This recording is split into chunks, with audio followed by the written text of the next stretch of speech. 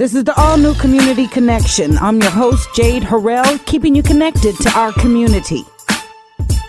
So we have good news to report. We have great news to report. During a 3-day event celebrating My Unique through art, an anti-bullying campaign successfully reached and touched and transformed the lives of young people. I am joined today by Aviana Brown and Kimberly Robinson to report from this awesome event. First of all, Aviana, tell me about celebrating My Unique through art.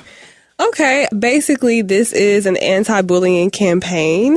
It is calling for the use of the arts to combat violence and bullying. We're specifically targeting Black youth, as is SGMagazine targets Black youth and has been since 2006. So basically it is, what Celebrating My Unique means is it is about using art as a way to understand and celebrate who you are as an individual, as a unique individual. And the more you express yourself through art and realize this unique individual within yourself, the more you realize that others around you are unique as well. And that's going to lessen bullying because you're not going to just think that everyone is supposed to fit into this standard ideal that society dictates that you're supposed to fit in. So all around, that's what the campaign is about. It's about using art as therapy for Black youth. And we focus on St. Louis City Black youth, which is where some of the highest rates of youth violence occur in the country, St. Louis City, and also some of the most struggling schools, high schools in the St. Louis region in general. I'm kind of blabbing, but but yeah, that is our focus. There is, there's low art participation in those areas. And so basically we are calling awareness to this. We are promoting a higher art participation for these areas to combat such violence. Okay. So tell me about SGMagazine. Well, SGMagazine for me was my daughter, Aviana. When she was younger, she used to like to read magazines. However, when I would look at her reading these magazines, I'd see that she didn't pick up magazines that looked like her. So I was thinking, well, I wonder why she's always getting things that's not geared towards her. I went into the grocery stores and did a little research and found that there really wasn't anything geared towards Black youth. So I said, well, maybe I can put together something. And so that's what I set out to do, and people didn't think that I'd be able to do it. I went to some places and they told me, well, maybe you should start a restaurant. I guess that's what they'd look at us like we should, do restaurants. Or they said maybe a daycare. And I said, no, that's not what I want to do. I want to put together a magazine for our Black youth. And so that's what I did. Excellent. Okay. So you all came together and created this anti-bullying campaign to address the prevalence of violence and bullying in our community. How did you put the idea together? How was it formed? Well, basically, some of it had to do with some experiences that I had when I was in Europe. I toured around different cities like Berlin in Germany, Amsterdam, Paris, and basically had this awakening when it came to the arts and what it did for youth, disadvantaged youth.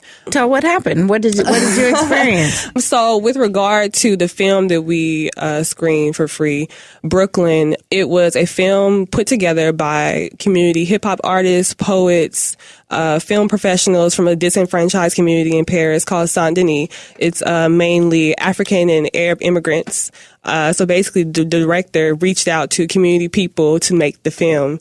So I was there for the premiere of the film in that community. It actually screened in Cannes, the Cannes Film Festival 2014. But when it premiered in the community where it was made, I was there and I actually not only saw the premiere, I was able to go out with some of the artists who actually do art in the community and see them spray paint and do street art.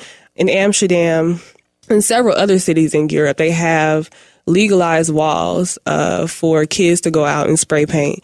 And I remember some of the kids telling me, this is therapy for me. I come down here every day to get whatever's on my chest, off my chest. This is what I do, and it's free. That was really inspiring for me to see that. So it was a combination of, the street art and the film that was very impactful.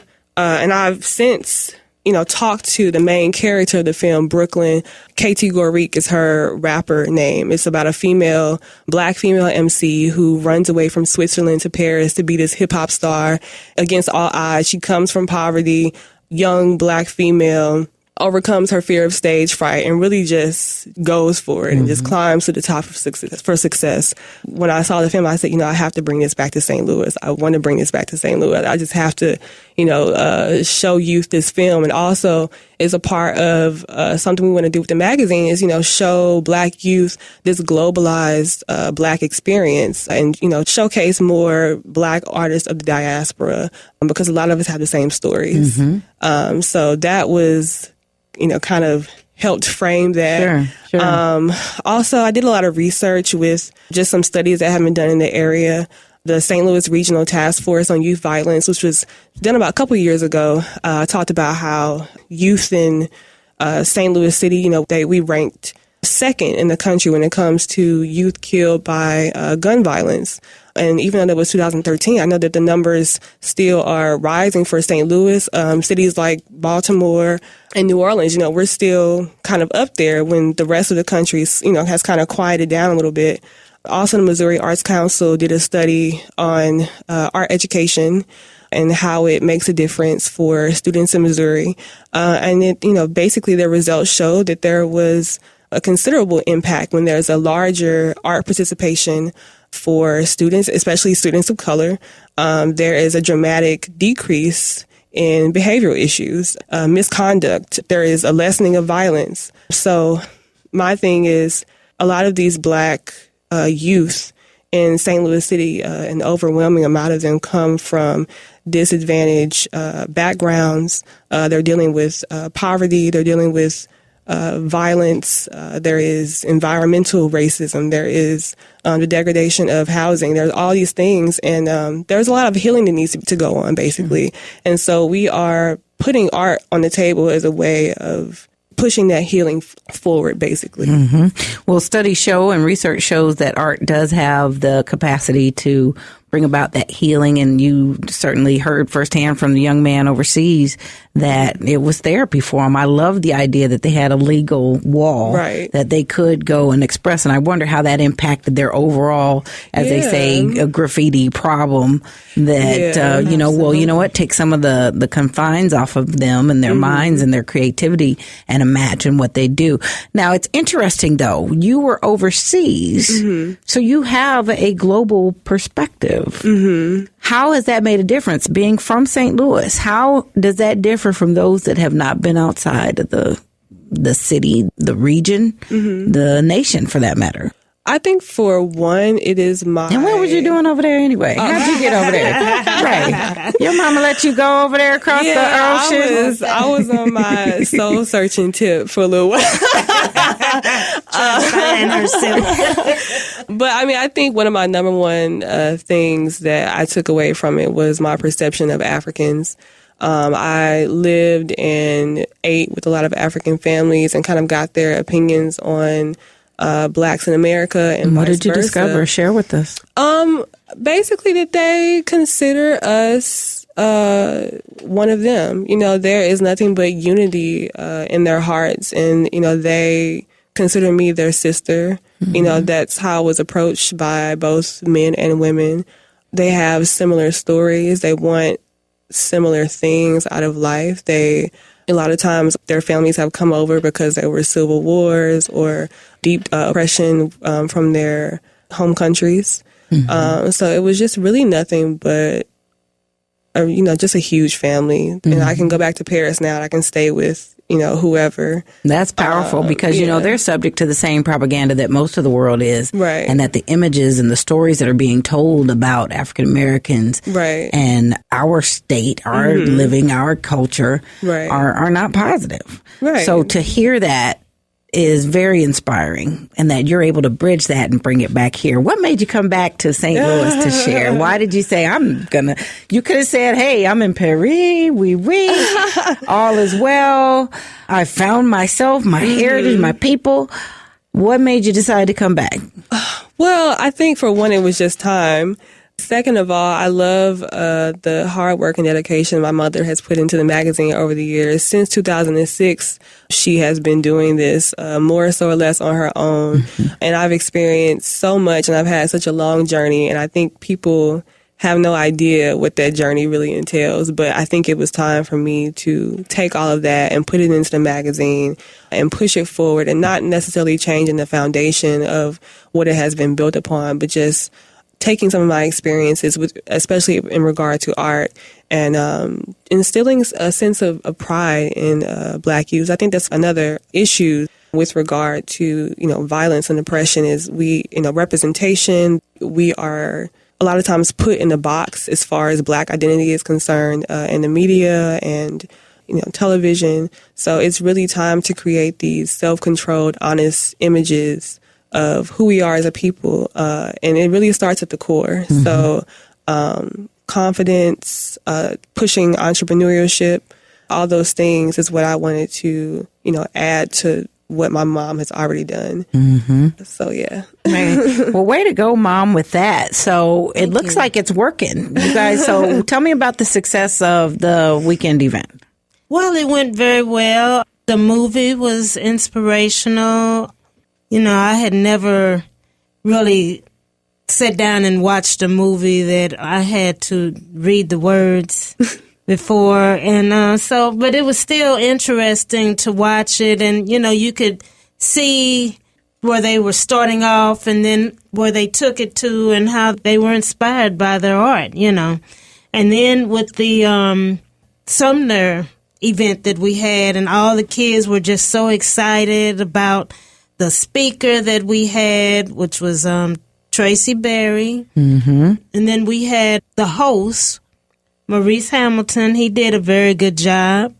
And then what was the name of the singer? The artist we had was a St. Louis hip-hop artist named Bodine. Mm-hmm. He actually performed a song called I Thank God That I'm Black. So that was really one of the highlights for me. It's because the kids started chanting, I thank God that I'm Black. Oh, wow. And so that was just really, really awesome.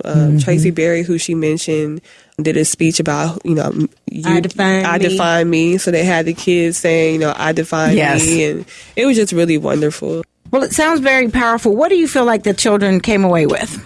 I think really, them chanting, I define me, and thank God that I'm Black, all in one event, I think was really awesome for them. And I think the whole idea of celebrating my unique is when you say it, you have to say it in the first person. Mm-hmm. So you're talking about yourself.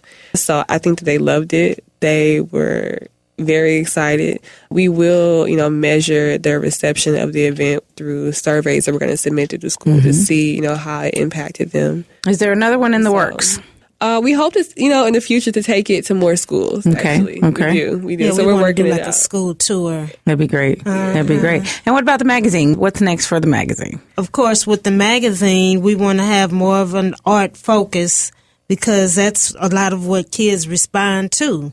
True. Is art, music, art, just different things that if they have frustration, they can put it into their art. And they can get it all out like that instead of the violence that's been going on and the bullying and things like that. Yeah, that'll be great. Well, where can we find out more, plug in, and be able to support the effort? Well, right now we have, you can follow us on Instagram. It's SGMagazine, STL. And you can also hit us up on Facebook, SGMagazine on Facebook, no space between the SG and the magazine. All right. Is there a phone number that folks can call for more information that you want to share? Well, they can dial 314-359-9491.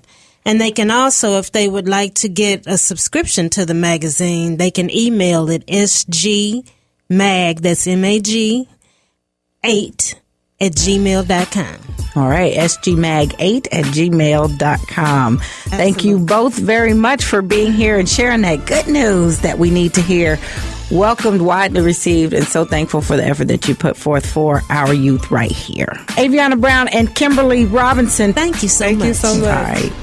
All right, that's it for this week. If you have questions or comments or have something you'd like to include in the community calendar, you can leave a message on our message box at 314-333-8369, 314-333-8369. And for more information about our show or any of our guests, you can visit us online and listen to the podcast at Spreaker.com. That's Spreaker.com. And search Community Connection with Jade Harrell. You all be blessed, do blessed, and take care.